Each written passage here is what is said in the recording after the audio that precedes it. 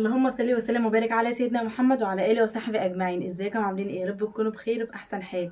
فيديو جديد ويوم جديد. لاول مره تشوفيني انا نور عماد ودي قناتي. هقدم معاكم روتينيات ومشتريات وميزانيات حلوه قوي كتير الفتره الجايه، وكمان تنظيفات عميقه يعني بما ان طبعا خلاص دخلنا في الشتاء بقى ودخلنا في الجد، فتنظيفات الشتاء بقى خلاص بدأنا فيها مع بعض، وكمان في تنظيفات عميقه اكتر بقى عشان رمضان بقى والشغل اللي جاي ده، عشان طبعا نسهل على نفسنا بقى ايه الفتره اللي جايه. وكمان هننزل قريب قوي ان شاء الله، هنجيب بقى مع بعض شويه مشتريات كده لرمضان. الفيديوهات اللي جايه كلها هتعجبكم، اتمنى بقى تتابعوا القناه. وكمان ما تنسيش تحطي لايك للفيديو ده وتصلي على النبي في الكومنتات، اللهم صل وسلم وبارك على سيدنا محمد وعلى اله وصحبه اجمعين. تاني حاجه قولوا لي بقى ايه رايكم في الاسدال القمر ده الاسدال الجديد اللي وريته لكم الفيديو اللي فات، قولوا لي رايكم فيه.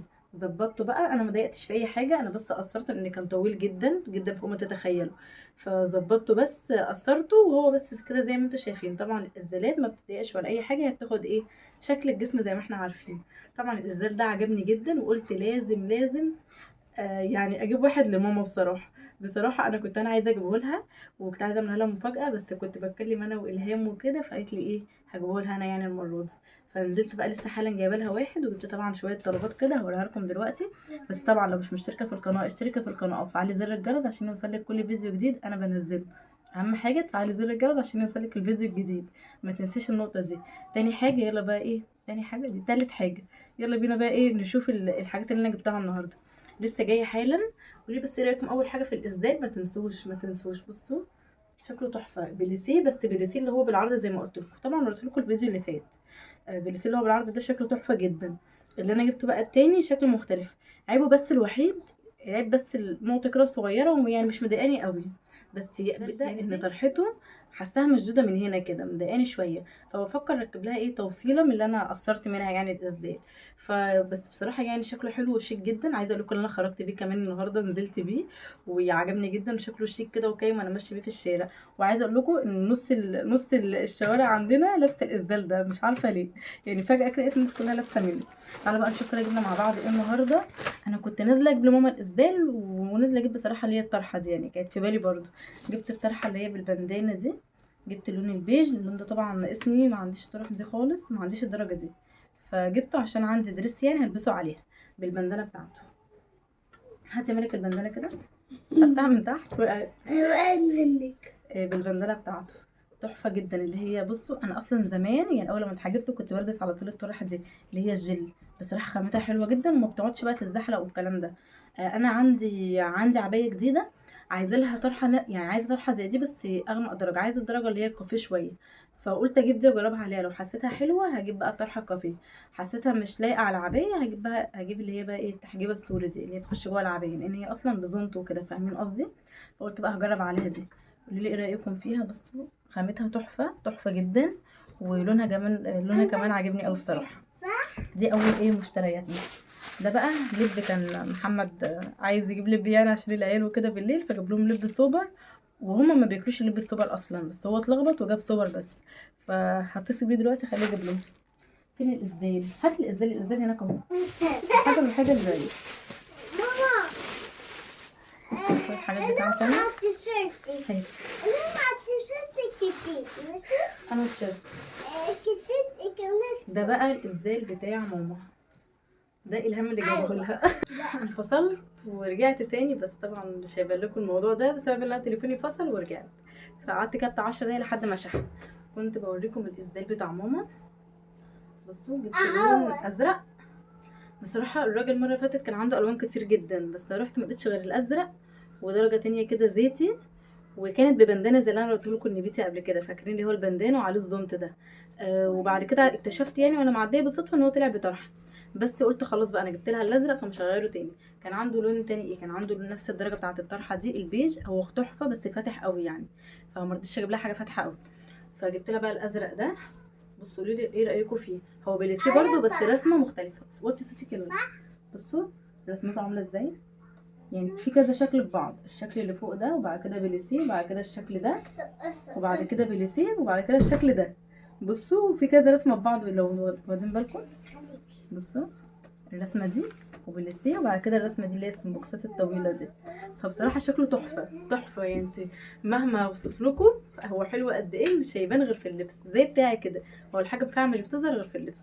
بصوا بتاعي رسمات مختلفه تماما عن ده، فعجبني قوي وعجب برده محمد كان معايا برده بالطرحه بتاعته. مرضيش طبعا اجيب لها بندانه علشان البندانه بتطلع صغيره، انا جربتها وطلعت صغيره معايا فما عجبتنيش.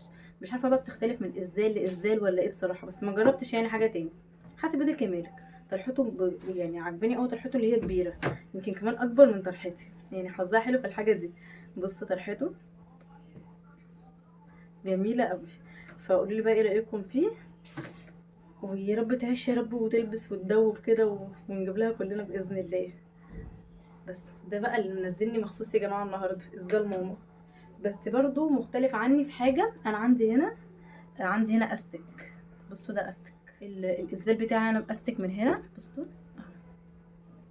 استك، لكن بتاعها هي باسوره واسوره كبيره شويتين. انا بفكر يعني احنا بما ان عندنا مكان يعني الحمد لله، فبفكر اخليها تتني الاسوره. بصوا الاسوره ممكن تكون حلوه عليها عشان هي يعني مليانه عني شويتين، حسب ملك الترابيزه حاسب.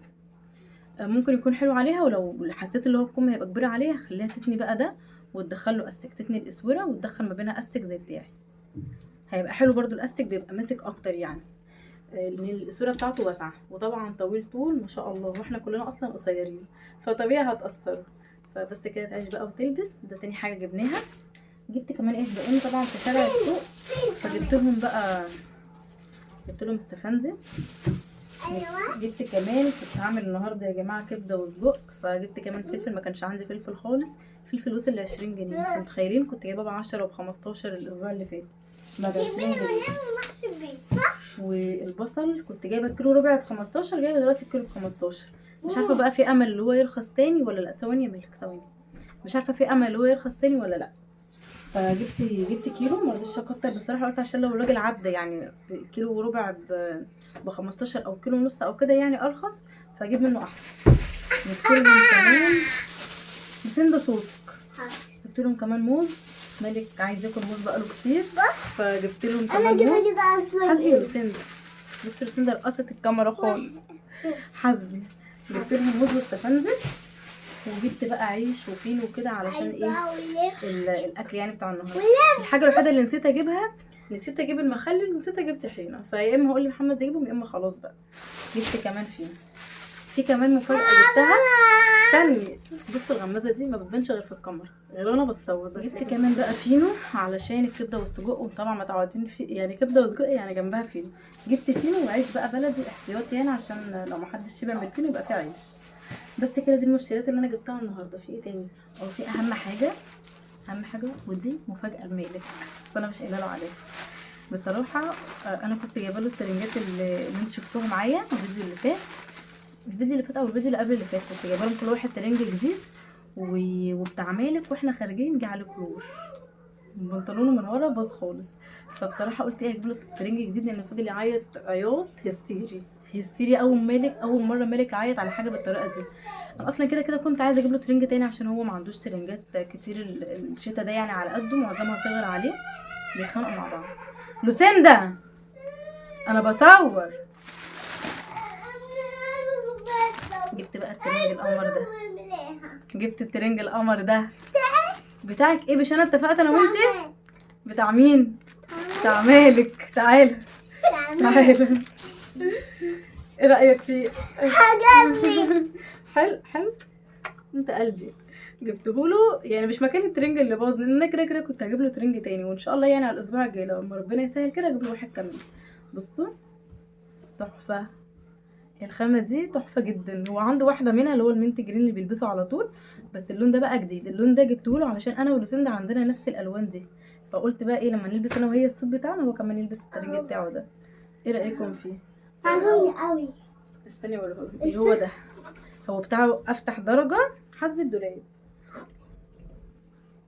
بتاع مالك افتح يعني اللي هو البيج نفس لون الطرحه بتاعتي. انا ممكن البس الطرحه على الترنج ده. بصوا هتليق برضه اهي، هتبقى حلوه.